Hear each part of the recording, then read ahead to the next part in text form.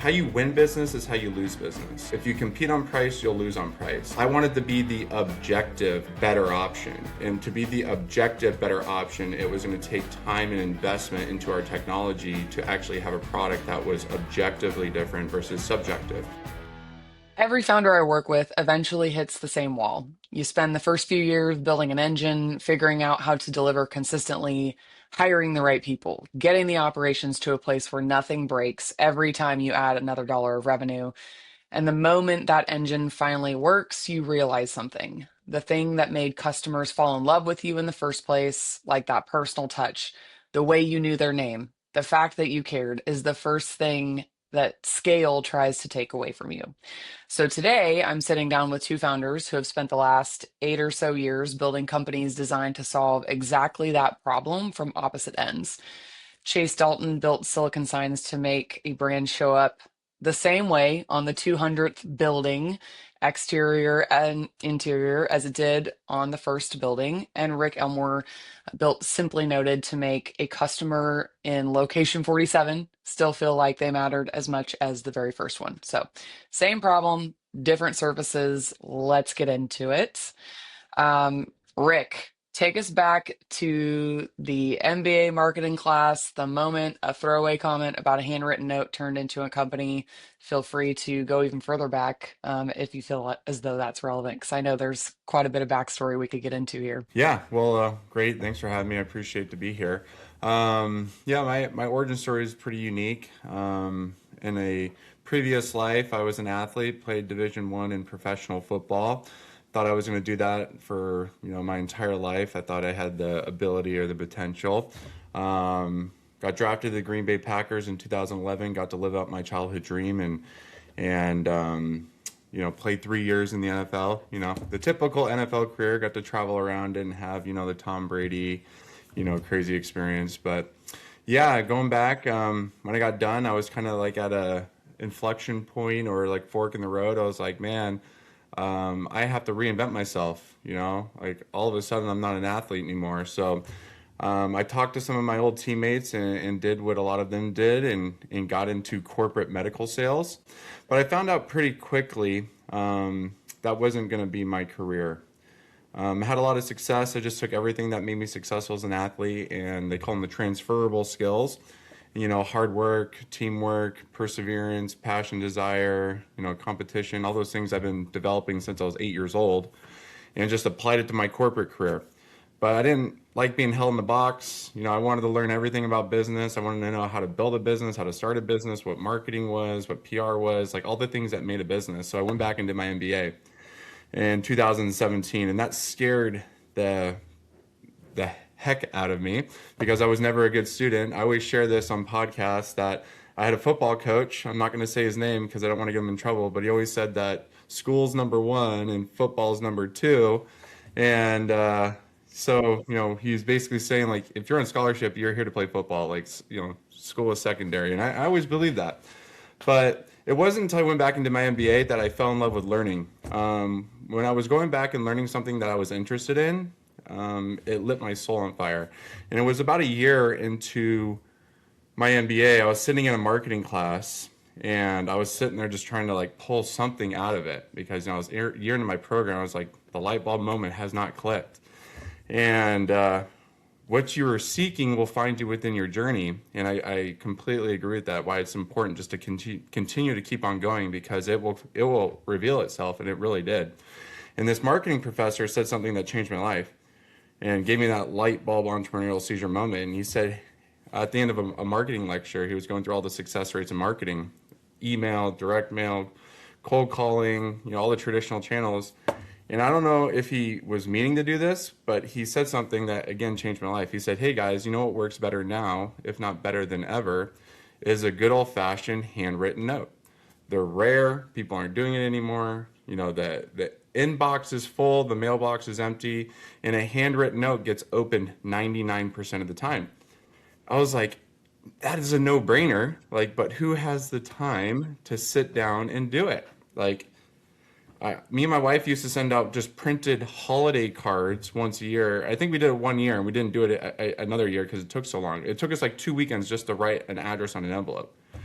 But I was like, hey, wait a second. Like, if there's a way to like automate this or scale this, there has to be like, a business here because no one's doing it. And, hindsight's 2020. There's a reason no one's doing it because it's so hard, fast forward 10 years. But what I did was I went to start to Googling, and there were some businesses already trying to do stuff like this, but they were focusing on the worst niches. They were focusing on like weddings. I was like, why would you focus on weddings? They're one-time customers. They're not businesses. They have terrible budgets. Like no one was doing it on business. But I got an Axie draw pen plotter from China, and it's just a three-axis, no paper feed, really bad drawing robot. Put a pen on it, and I got some third-party software, plugged it into it. And again, I have no technical background, no software background. Figured it out with YouTube, and I wrote 500 letters. It took me over a month because I was working. I'd have my parents help me, the babysitter help me. I was like, hey, when this machine's done, just move a new piece of paper there and hit this button. And it took about a month, but I sent out 500 handwritten notes to like prospect clients I didn't work with, and the response rate was like it still makes the hair on the back of my neck stand up. Like the response rate was insane. I had a monthly quota of $50,000 in my old sales job, and I sold about $280,000 in like new business from these handwritten notes. And these doctors were like calling me shocked. They're like, "Hey Rick, like no one does this. Thanks for sending me the handwritten note. Like let's like book a lunch and talk about this." I was like, "Boom, entrepreneurial seizure moment. Like it worked." Like yeah, so that was like the origin story. But fast forward to now, like we're in a completely different universe. We're in a 10,000 square foot space. We operate 220 custom built handwriting robots. This isn't off the shelf technology. We have two published patents. We've filed for seven more. I don't know when they're going to get approved, but yeah, completely customer funded. I believe we're the largest provider of this service in the United States. But yeah, it's been a wild ride to say the least. Such a cool Wow. story. Amazing story. What did that spark for you, Chase? Oh man, I relate to that a lot. I was also an athlete in college, um, and went on to do some professional stuff. Wasn't Didn't have a Tom Brady moment, um, but no, there's not a when you talk about being a professional track athlete. What does that even mean? Just to put things into perspective, I got fifth place at the U.S. Championships in 2014. So the fifth best decathlete this country had to offer, and my prize money was $1,000. Yeah, And I remember going into it, me I, and my wife, now we've been married for 11 years. What's that? yeah, I'm going to laugh. I was like, most people think just because like you're this, it's sad. I made more money in my second year in corporate sales than I ever did in a year in the NFL. Like, and most people don't realize that. Just because you're like, at the top, you think like you're living the lifestyle of the rich and famous. It's just not the truth. Yeah. Where's your mansion? Yeah. Yeah. Me and my wife were engaged at the time, and we were getting married just a couple of months after the U.S. Championships. And I told her, I say, whatever I make at the meet, that's what we'll use for our honeymoon. So we had $1,000 for the honeymoon, and we got a little booze cruise out to Ensenada, uh, in Catalina Island for 3 days, and it was a great time. But anyway, yeah. So I had that moment where, because I graduated in 2014, and I figured, okay, I got fifth place at the championships. Could I train a couple more years, get third, top three, and make the Olympic team? And that was my childhood dream that I had since I was 10 years old, is to make the Olympics. I didn't, and I didn't even make the Olympic trials that year. With some injuries and things like that. But I remember after that year, it was just like, man, I'm not making any money. I was like working at UPS in the evening, packing boxes and we're living off my wife's school loans and Pell Grants, trying to make it, and my $1,000 prize money. and and so I had to hang up the shoes. In 2016, I had that same moment, like, shoot, now what? I know one thing that I've poured my soul into for the last 20 years.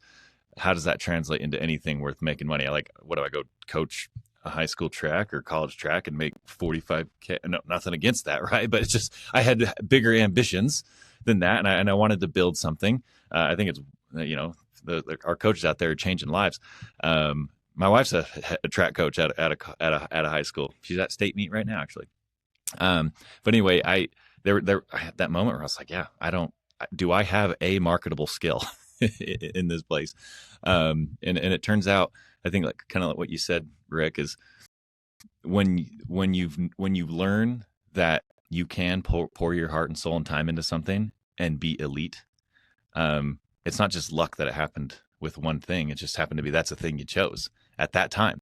And it took me a while to realize that track was just the thing that I chose to put it into.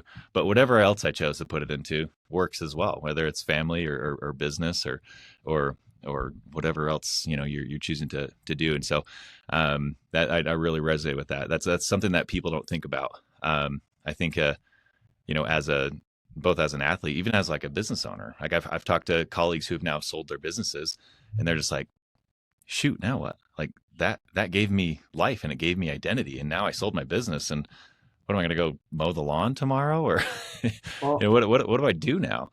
what you're saying is what most athletes don't realize is how well positioned they are for life after sport. And what they fail to do is like conceptualize the big picture. Like they're so focused, like you just said, 20 years. I was so focused on becoming this athlete that was going to go and do all these big things. But you don't realize like what you were doing for those 20 years. You were working on these skills that most people don't get to start to work on until they get to their first job.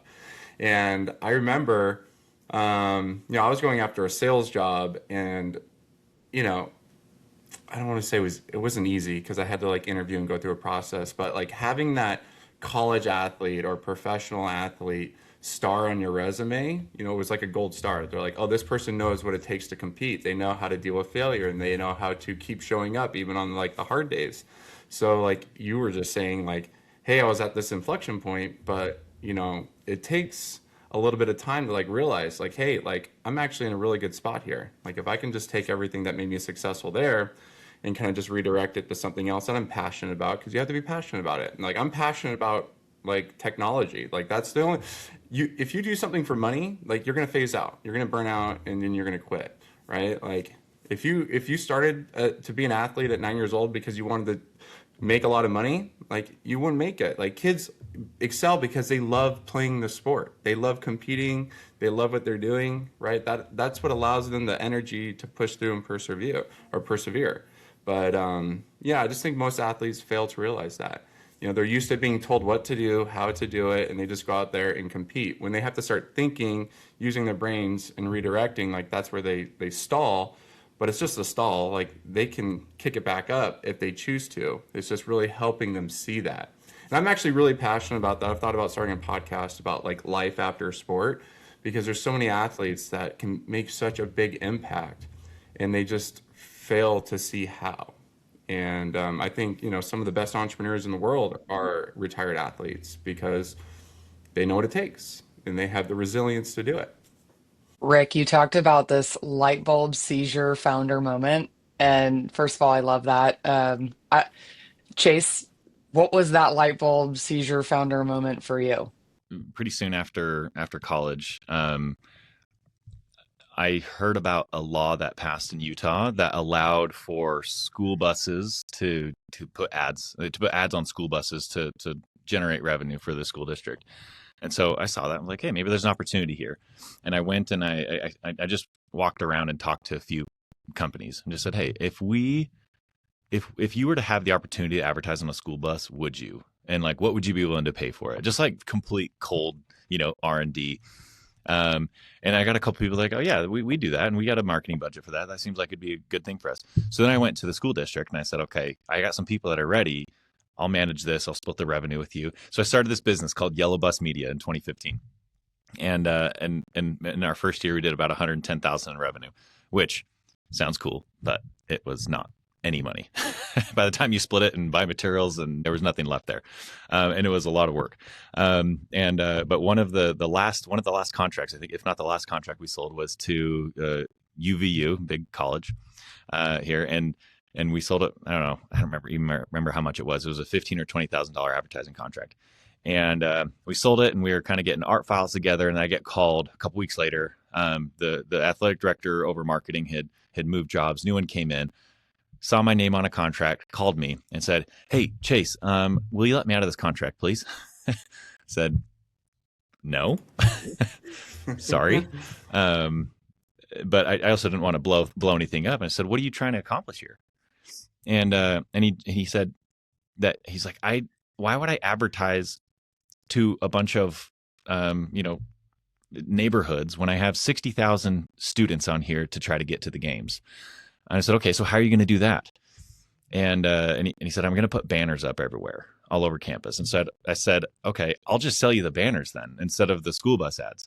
And in a matter of a month, I took that 20,000 and I turned that 20,000 into $15,000 profit because it only cost me about 5,000 for the materials. And I drop shipped everything. I just bought it from this wholesaler that I had a relationship with.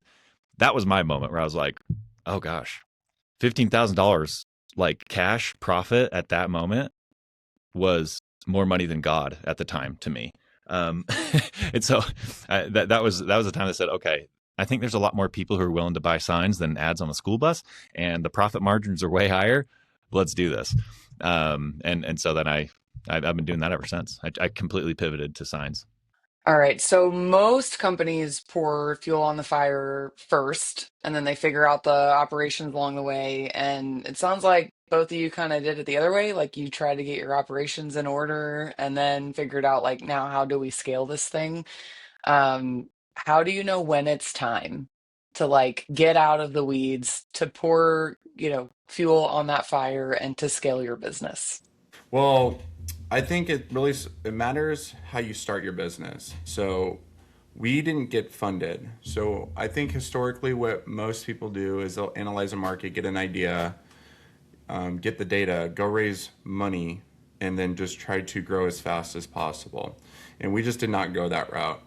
I didn't come from money. I didn't know how to raise money. I didn't have, a lot of people in my life that would say, "Hey, like, here's a couple hundred grand, go start something." So I had to bootstrap it from dollar one, from day one.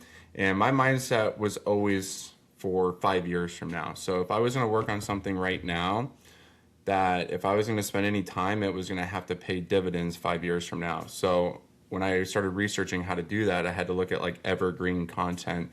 And evergreen content is like, hey, you do it once and it lives on the internet forever.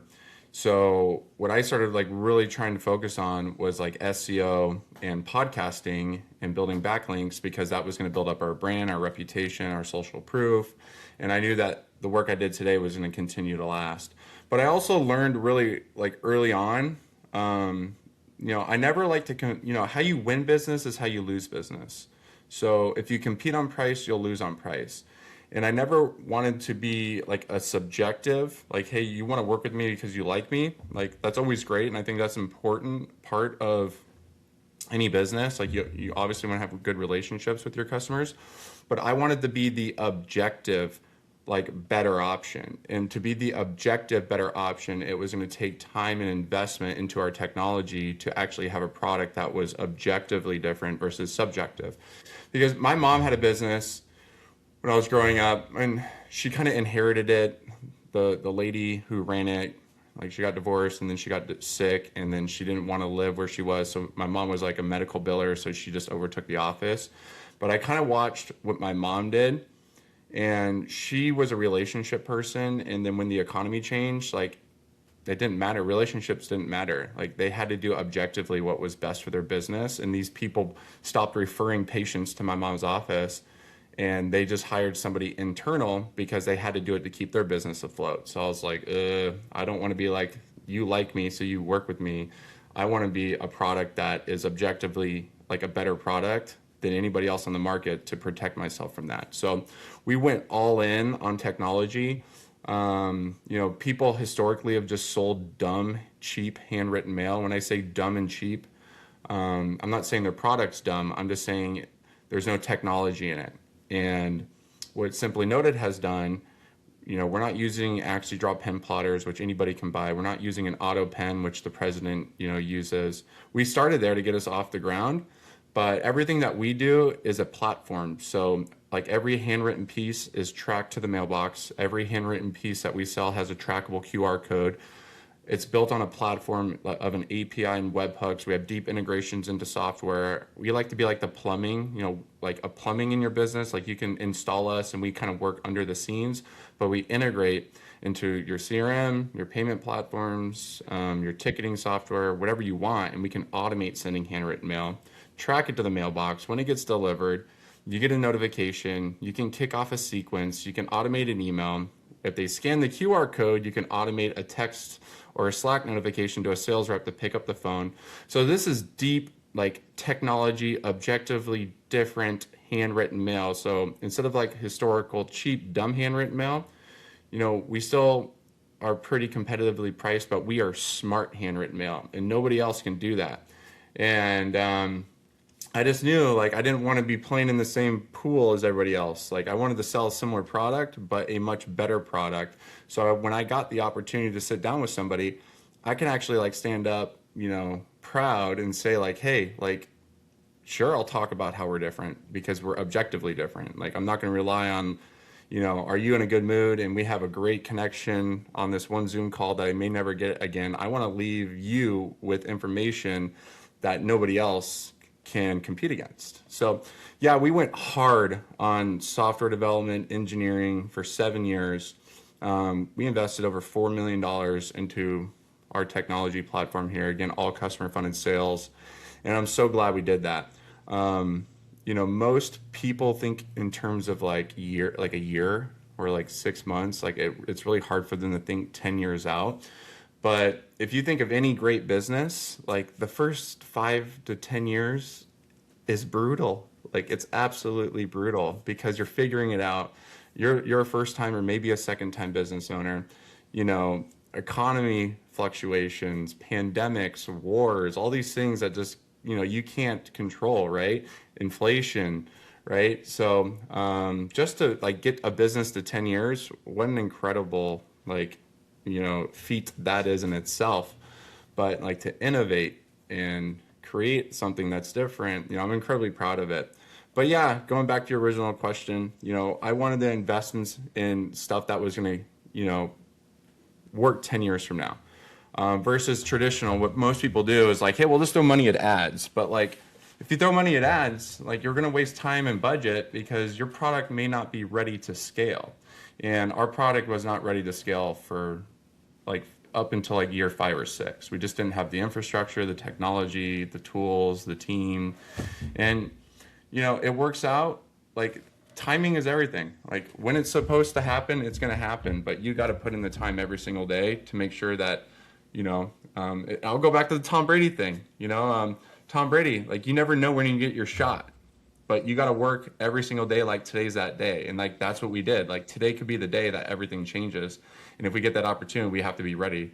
So like that's why I was always worried, like, oh my God, like what happens if we got that guy? Or we're not going to be ready. We need more equipment. We need better technology. So I was like always like sense of urgency to get it done. And thank God we did it. Like we just went to a trade show in like the direct mail space, and it is like I'm shooting myself in the I'm kicking myself for not doing it sooner, because like these people are talking in terms of like 500,000, 2 million pieces, and I couldn't have done that 5 years ago if I didn't have this technology. So yeah, invest in stuff that's going to take care of you 5 years from now, 10 years from now, not just today. Don't be so short sighted, if that makes sense. Well, and I think it's a really important lesson for founders out there. And I'll hand this off to you, Chase, in a minute, because there's some parallels here to you as well and how you approach this. But for you to think, how does this thing scale without me? And to have the foresight to know, like, the sooner I can put the infrastructure in, the faster, I can sort of remove any dependency that there is on me externally from a customer perspective, but then even internally on your team, equipping them with the process and the technology to be able to support the increase in demand. So, Chase, I know that you had, the first few years of the business, it was you and a co-founder, and you guys kind of reached a point where you made some similar investments, also bootstrapped, from my understanding. So walk us through your experience in kind of scaling and how you've approached effectively trying to continue to remove yourself from being a blocker for scale. Something for early founders, is that it's not one or the other. You don't just get to choose like, oh, I get to jump all like dump everything into operations and then jump everything into sales. Like Rick said, if you're funded, then sure, you don't have to worry about it. You just get to you have a giant runway and you get to dump it into everything. But when you're customer funded, you have to jump into sales because you have to get that dollar to pay for that machinery or to pay for that marketing or to pay for the employee or the rent. And so we've never had the if you build it, he will come mentality. Like I did with the advertising company, I had to go find the customers, gauge interest, kind of almost get a soft commit before I even had a business registered and a product to sell them. So I did the same thing with the signs is go out, get big contracts, lie through my teeth to get these, and then say, okay, now what? Now I got to figure out how to do this. But when you talk about scale, that's something completely different because early days as a founder in a bootstrap customer funded company, that's not scale. That's just straight hustle and grit. And it's riding on your shoulders. Scale is what can you do without the founder? Do you have repeatable processes that don't rely on the grit and tenacity and the work ethic of the founder to make it happen? Do you have process? Do you have process and culture that can allow your employees to create the same customer experience and product that you did to the early customers? Spoiler alert: no, you can't ever, but you try to get as close as you can. And so we're at this point now where we spent 8 years now building this engine, trying to kind of download what is it that works out of my head into culture, into SOPs, into technology that allows it to scale. And once you have that ready, then it's time then it's time to say, okay, now maybe go get funding, or when you're in a customer funded business, or now let's go invest into a sales team. You have a little bit of backbone. You have something to fall back on.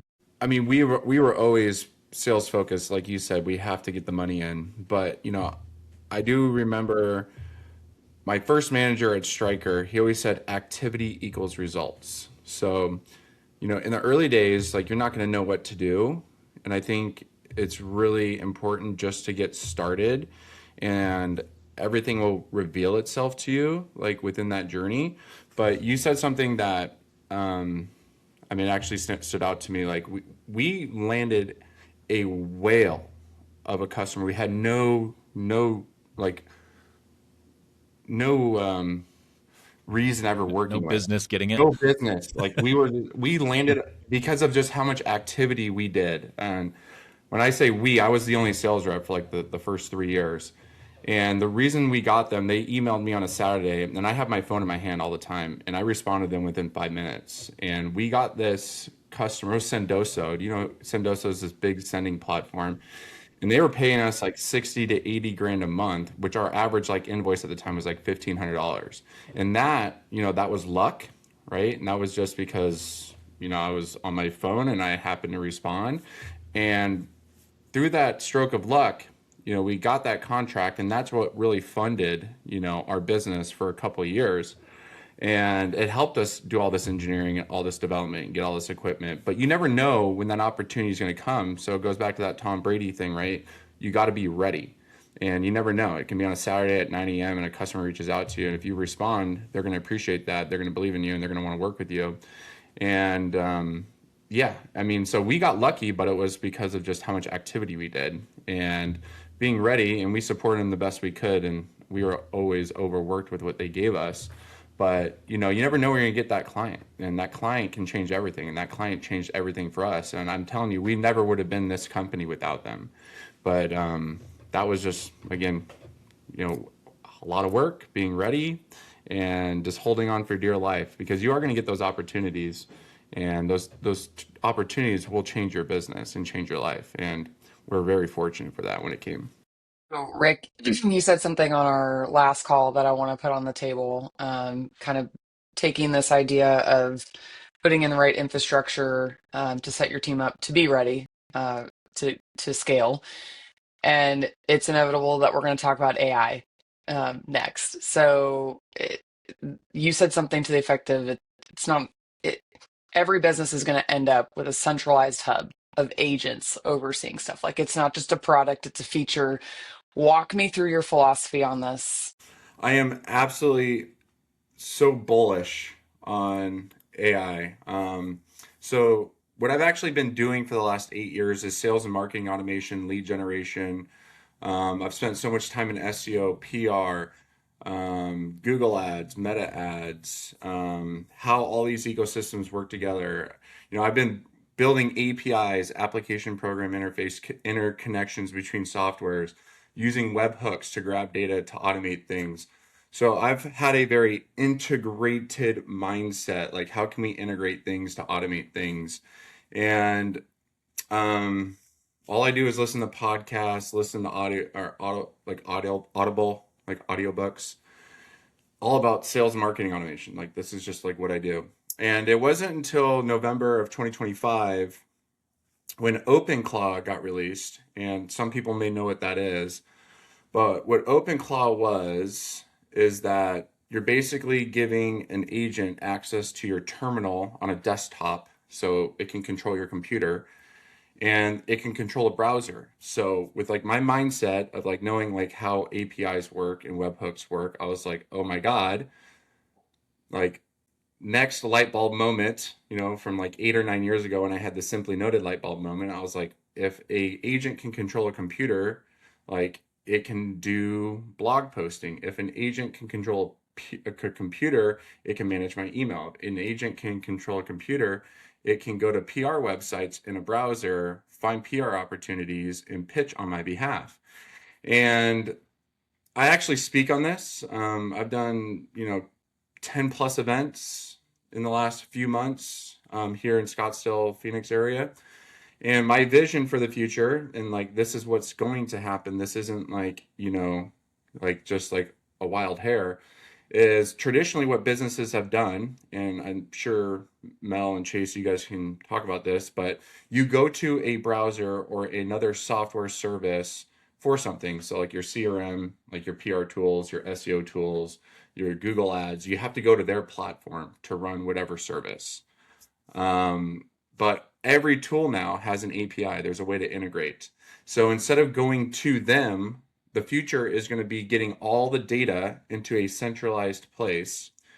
I'm calling it CEO Cockpit, and I would love to share my screen. I mean, I've vibe coded my own version of this, and it's already replaced $300,000 a year in vendors and payroll cost just for my small business. And the vision is CEO Cockpit, all the data from every tool that you ever use, connect it, have them send you the data, and then you give all your agents, and this is already working, this isn't theory, you give all your agents access to all information.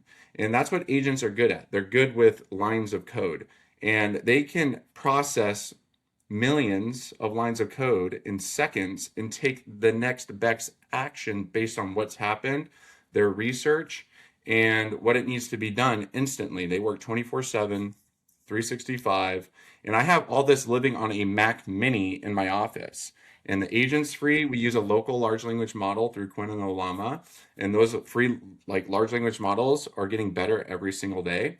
And it cost $9 a month in electricity for that Mac Mini to run. I'm not pinging Anthropic. I'm not pinging OpenAI. I do for like heavy lifting coding stuff. But total token costs last month were $17. My total token cost month to date this month right now is $9. And like it's monitoring my blog posting, it's monitoring my PR. I got, that's I'm like featured in all these magazines. I got 3 magazine features last month. You got a magazine feature already this month. And it's just automating and doing a way better job than any. I mean, this is the traditional like vendor model. You go to an agency and you pay them 5 grand a month and they stick somebody on your account for $40,000 a year to do your work. And you're paying this agency in hopes, like with your hopes and dreams that they're going to like revolutionize your business.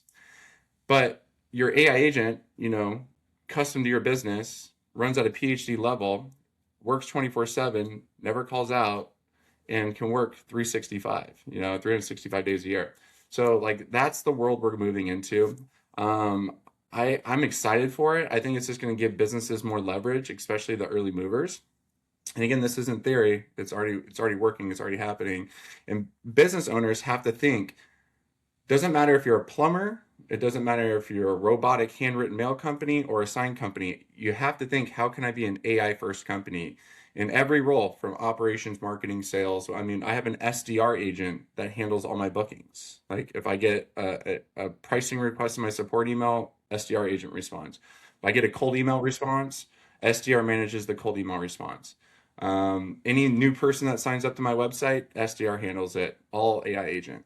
And like every business, doesn't matter if you, every business has to think, how am I going to be an AI first company? An AI first company is getting my data into my cockpit, letting my agents run my business and letting them do all the heavy lifting. And then the human to human thing is always going to be there, especially in our generation. Like that's just what we're used to. But is how can I leverage this technology to give me this arbitrage opportunity over my competition that, I'm going to stay ahead. And I always give this example, there's lawyers out there, 30 years ago, you'd fax everything. We're old enough to know what faxes were. Like you'd go to your office, you have a phone, you put a piece of paper in, you fax it. There's still law offices that operate like that. And like it works for them. But what they can't do is they can't compete with the companies that evolved to ads and social and AI. And those companies that evolved, their businesses are bigger, they're more efficient, they're more profitable. And that company, they're just going to stay small. So it's like your mindset has to shift. Like get away from. I sat down with a business owner yesterday, just trying to get his mind to shift. Like, oh, I need to grow. I need another sales rep. Like, no, you don't. Like, you need to figure out how to get the data and get your agent to make your sales reps more efficient or get your booking rate up. Like, you got to stop thinking in terms of human labor, which is like humans are still going to have jobs. They're just going to shift. But you have to switch your mind. How can I be an AI first company? And everything in your business can be AI. I don't care, like every part of it. Even product development, you can have it just do a learning loop and just let it run through a process and see the outputs and then guide it. Like, and it can research all your competitors, research all the vendors, research, news articles, X, see what people are talking about, and it's going to do a way better job than you ever could do it. So I'm passionate about it. I think it's the future. AI is going to change everything. I don't know. I'm so passionate about it because I see it working already. And I'm not even a software developer, and I was able to build something that's already changed my business. Yeah, I think you're talking to two people who have fully embraced it and are actively trying to incorporate it or build our business upon it. So, Chase, what would you add to that? How are you thinking about AI and how have you started to lean into it for Silicon Signs? Yeah, I mean, I think Rick is pretty deep into it, which is really impressive. How do I use it? And I think people are like the entry level is okay. Write this email for me, or edit this draft for me, or mock up this photo for me, right? And that's cool and it's exciting. Like, oh, cool, that did this fun thing for me.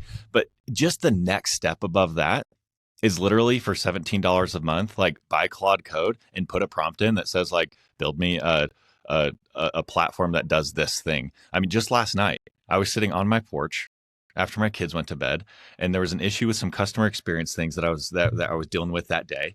And I said, okay, we need to solve this. And so I built this platform. I hooked it into our project management software, and then I had this little chat bot with it, and I just said, tell me all of the, like, give me a list of any project, and we have 403 active projects in our company right now. Said out of those 403, how many of them had their last status update given longer than 2 days ago, like for a manual status update from a project manager, and it gave me that list in 5 seconds, and that was something that I just built from a few prompts and editing it in Claude. That's just the next step up, literally, from, hey, write this email for me or write this LinkedIn post. And then you have building agents and full business operations around it. So that's the entry is easy. Everybody is a developer now because you don't have to know Java and Python and C+. You need to know English to write, to develop a computer program. It's natural language. That's all it is. It's natural language. And I have this picture I was going to show you guys. I mean, this is what people need to start realizing. I don't know if you guys can you guys read this? Like, AI is not Google. Like Google searches, AI solves, right? And people need to have that mind shift. When ChatGPT came out, that's all I used it for was like helping me with social media posts and emails. But I was just like, I was sitting there, I was just like, like I'm not even leveraging a fraction of a percent of what this is. And what I started to do was, I lived in Zapier and N8N, these marketing automation tools for so long. I was like, man, I need to start like plugging these tools, these codecs, Anthropic into my workflows to get more out of it. And once I started doing that, like you get to the next level. And then like once I started doing that, I was like, why am I even in N8N anymore? Like, why don't I just like build my own dashboard and give Anthropic or Codex or like a local large language model to all my information, right? So then I can have an agent that just automates on a daily cron, to give me a daily update, like monitor my Google Search Console, like how's my traffic, monitor my SEO rankings, monitor keywords, monitor my ads, and then like give agents the ability to get active data so I can get active reporting. I was like, let me take it another level. Like, why am I just doing it for reporting? Like, why don't I give it the ability to take control of my computer or my email or web browser and have it take actions with that data? So like that's where I'm at now. So it's just like, what's the next level, right? Like Are you looking self-learning. for a job, Rick? I got a What? job. I got a position open for you if you're I interested. do consult on this stuff, but like I'm telling you, like every business, it has to be an AI first business. I don't care if you are a blog writing company, if you're not implementing it and having a dashboard, getting all your tools into a centralized place where you can ingest all the data to give you an advantage, you're 10 years behind. I'm with you, Rick. I know when I started my business for the fractional marketing stuff, I was very frustrated, honestly, by Zapier and NAN, and I felt like I didn't have the time, and I knew there was a better way. I knew that AI could work more as a business operating system for me versus like staying stuck and feeling like I couldn't hire, I have to hire an FTE for that, or continuing to be dependent upon contractors that, to your point, that they could leave or it's extra expense, whereas an agent has the context and doesn't call in sick. So definitely think it is not just it's not the future, it's the present. So Yeah. for sure. Thanks for sharing all that with us. Yeah. Super interesting. I'm gonna say like the Zapier and N8N stuff, like it's different. Zapier and N8N, they follow a sequence of steps, right? So like when this happens, do this. Like AI is not that. It's like when this webhook happens, all this data comes in, and then it can do whatever you want it to do based off of, your agent's like memory or markdown file or whatever tools or access to tools you give it. And like Yeah. that's that's the But it's democratized it. Yeah, like now we can do that. I don't have to be an integration consultant. I don't have to be a developer. It still takes, it just shifts the human's role, right? It shifts our role. And also as the business owner, I believe we should have the right to ask what's going on in our business. We should be able to do that across tools and not be beholden to, well, you have to upgrade to this enterprise package in order to get access to my API. That's all changing. And like, let's not even get started on the cost of licenses and seats. And you're talking in tokens. Um, that allows you to have, again, some more autonomy and control in your business, and whether it's cost or being able to manage. what businesses should be thinking about, because I do believe token costs, Anthropic, OpenAI, they're too cheap right now, and that's the problem with these large language models are the data centers. They don't have enough data centers to keep scaling it. The cost in electricity to scale it is astronomical. And what these companies are trying to do is just grow right now. So they're selling it at a lower price than what they're going to charge in 5 years from it. And think about it, a $200 Cloud Code Max plan, is replacing 10, $500,000 a year software developer engineers, and they know that. And once they get you hooked on the system, they're going to jack the price up. So something to think about, Chase, is getting like a desktop computer, a super maxed out, you know, 512 gigs of memory that can house like an AI supercomputer in the most powerful local large language models. This is what I'm worried about. Is I have all these AI tools and I'm processing all this data that they're going to jack my price up to like 25 grand a month. But like that's why I'm so sold on local large language models is that they may be 95%, 92% as good as the most like premier Anthropic or Codex like OpenAI model, but I don't need 100% of Anthropic or Codex. Like I can have an AI supercomputer that has a large language model that's 92, 95% as good, that does 99% of what I need it to do. And again, that runs off of just electricity versus having to rely on a vendor, right? We're about controlling our data, controlling our business, taking ownership. Like I want to control that and not wait for Anthropic or OpenAI because OpenAI is losing like $40 billion a year. Like they're going to have to increase their price. Like think about that. Like I want to have an AI supercomputer workstation that I can run all this locally. So when these prices get jacked up and I've already baked all this AI into my business, like now, like the catch 22, they're going to get you on the back end once they get you hooked. I'm like, no, no, no, no. I'm already thinking 5 years from now. Like I'm going to have an AI supercomputer with a local large language model that's going to do 99% of my lift and then ping them when I absolutely need it. And That's yes, awesome. I didn't even think about that. That's I'm crazy. telling you, like That's I'm such telling good you, advice. it's 100% going to happen.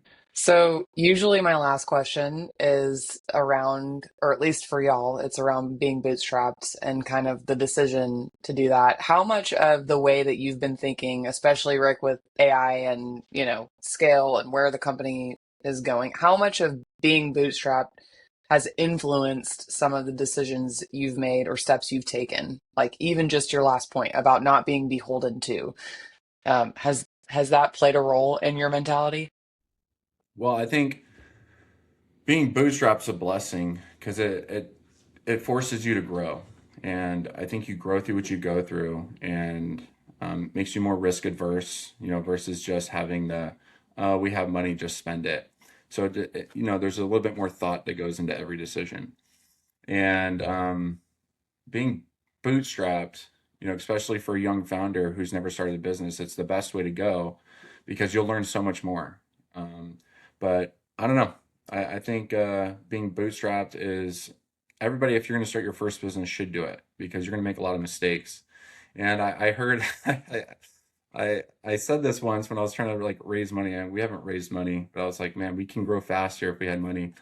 And I remember saying this to an investor. I was like, look, I've learned and suffered and made all the mistakes on my dime. So like if we raised money, like I wouldn't have wasted it on your money. Like, I've spent 6 years with my time wasting my money. And like we're at a place now, if we just had money and had gas in the car, we're just going to go a lot faster. He's like, I respected that. Like, and that's what most young entrepreneurs don't get. Like, I'm not going to pay for you to make all your mistakes. Like for you to bootstrap and learn on your own, like you should like feel really proud of that. But I don't know if that answers your question, but I think, starting a company, bootstrapping it is going to make you a much scrappier, more well-rounded founder, 10 years from now. And like I'm more confident in myself now, like to build a business, make money because of what I've gone through in the last 8 years. And I don't know if I would have had to go through that if someone gave me $1 million. I would have just hired somebody. So it's a Yeah. blessing for sure.